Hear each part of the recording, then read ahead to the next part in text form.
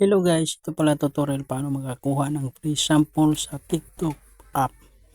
Pumunta lang kayo sa TikTok shop. Pagkatapos pindutin mo yung TikTok shop center.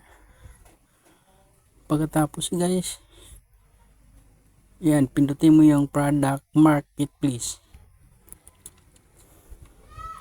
Scroll up punti guys, dyan kayo mamili kung anong gusto nyong product na gusto nyong i-promote.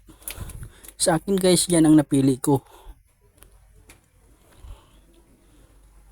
Yan, pindutin mo yung arrow na yan pataas.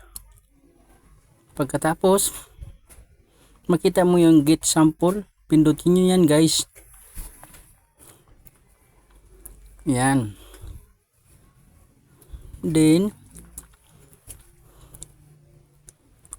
makita nyo yung dalawa na guys.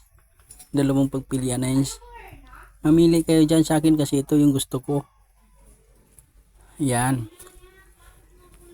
Yan ang gusto ko guys. Kayo na bahala kung saan kayo mamili doon. Tapos ito yung square na yung pindutin nyo yan.